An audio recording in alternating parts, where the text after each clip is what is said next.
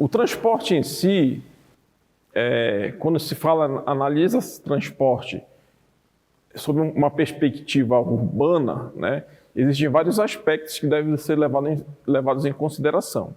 Tá? Existem os aspectos relacionados à própria o funcionamento do transporte em si, tá? As questões referentes ao serviço, as questões referentes aos aspectos legais, aos aspectos tarifários, aos aspectos de infraestrutura. Então, são muitos aspectos que são levados em consideração. Então, avaliar tudo de uma vez só requer conhecimento de todas essas, vamos assim dizer, essas parcelas. Tá? Mas eu posso afirmar para você que há alguns anos, isso basicamente há 20 anos, Goiânia ela era vista como uma cidade, não uma cidade modelo, mas ela tinha uma visão de inovação em termos de serviços de transporte, com a bilhetagem eletrônica, né, a própria implantação do eixão, no eixo Anhanguera e tudo mais. Né? Então, ela estava ali, vamos assim dizer, como pioneira nessa nova perspectiva de serviços. É que nos últimos anos ela ficou para trás. E eu posso até dizer para você que isso não é um privilégio apenas de Goiânia, tá? O Brasil em si, nos últimos anos, aí ficou um pouco para trás, inclusive quando comparado com nossos vizinhos sul-americanos, né? Então, o serviço de transporte, por exemplo, na Colômbia, na Bolívia, no Chile, são serviços um pouco mais eficientes do que os serviços que nós temos hoje no Brasil, tá?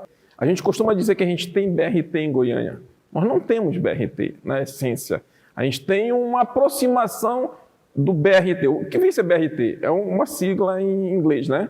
Bus Rapid Transit, um ônibus de trânsito rápido, né? E aí eu vou te dizer por que a gente não tem. Logo quando eu cheguei em Goiânia, né? E aí eu, com o meu veículo, tentei trafegar na cidade. Eu disse, opa, eu queria de um ponto A até um ponto B, só vou pegar o eixão, né, que vai ser mais rápido.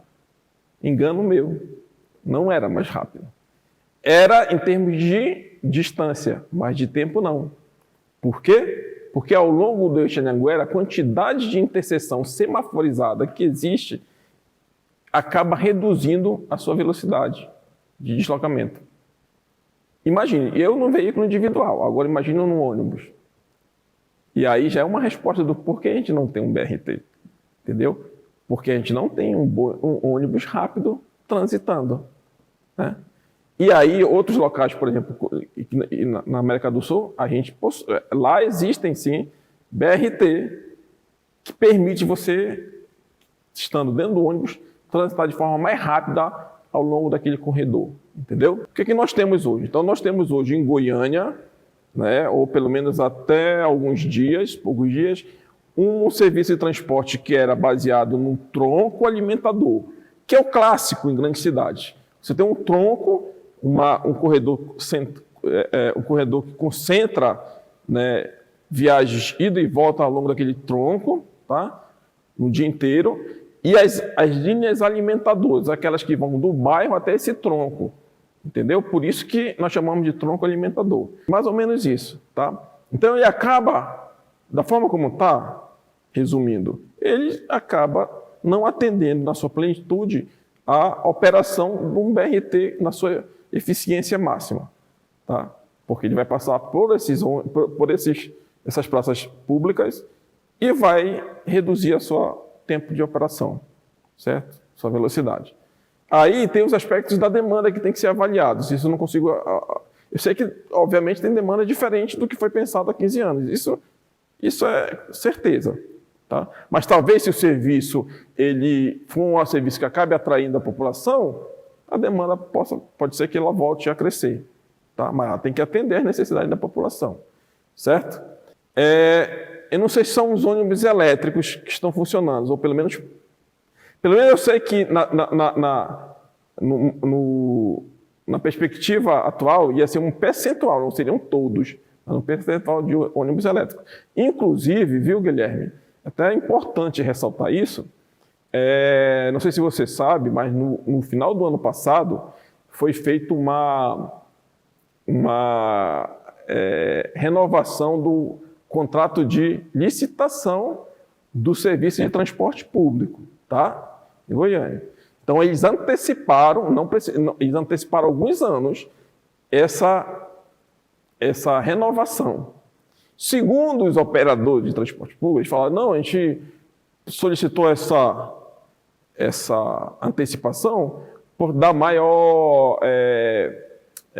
uma maior previsibilidade econômica aos empresários para eles poderem investir, saber que eles podem investir em ônibus mais sustentáveis, elétricos. Lembrando que os ônibus elétricos eles não surgiram ano passado, né? Tem ônibus elétricos na Europa já tem anos que já utilizam ônibus híbrido, elétrico, tudo lá, né?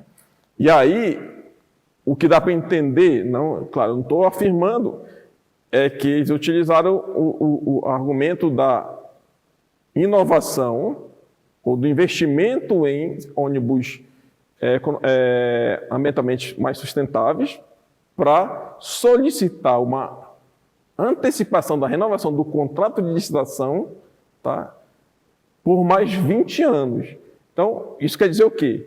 Que nos próximos 20 anos, viu, Guilherme, nem você, nem eu, nem os moradores da região metropolitana de Goiânia, veremos nenhum outro tipo de tecnologia de transporte urbano que não seja ônibus, né? Não há perspectiva de metrô, de VLT, que é veículo leve sobre trilhos, vão ser só ônibus. A gente vai ter só ônibus, né? Por mais que seja ônibus elétrico e tudo mais, legal, pode ser. Mas lembre-se que, na verdade, na operação do serviço de transporte existem tipos de tecnologia diferentes dependendo da quantidade de demanda diferente. Por exemplo, o BRT e o VLT são tecnologias para atender uma demanda média. O metrô já é uma demanda de alta capacidade, onde existem muitos passageiros que querem se deslocar rapidamente naquele determinado momento do dia. Entendeu?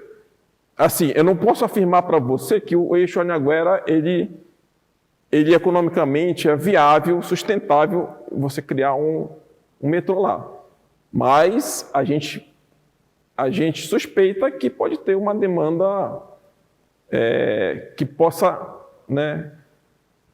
atender aí a implantação de uma linha de metrô. Por que não? Já que tem vários serviços, atividades socioeconômicas ao longo do corredor Anhanguera, muitas atividades socioeconômicas, lojas, serviços, enfim, que faz com que as pessoas se desloquem ali. Então, pode ser, se fizer uma análise ou uma pesquisa, uma análise econômico-financeira, demanda, tudo mais, que poderia ser viável, poderia, né? Mas nos próximos 20 anos nós não teremos essa possibilidade. E claro, para finalizar, a gente precisa, na verdade, trazer de volta, né, em Goiânia, aquele pioneirismo, aquela inovação que nós deixamos para trás, né?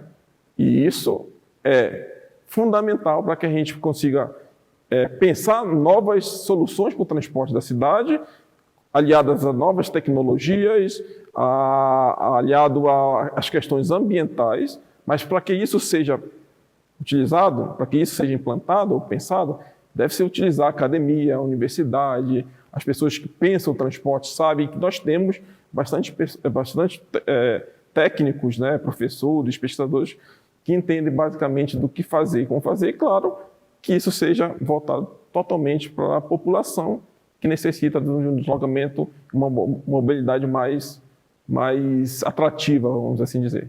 Então, basicamente, eu acho que são os aspectos que talvez a gente não tenha mencionado, mas são aspectos importantes a serem considerados na busca de soluções, novas soluções para o transporte, que os problemas de transporte que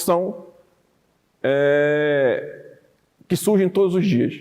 Dia após dia surge um novo problema e a gente tem que resolver esses problemas.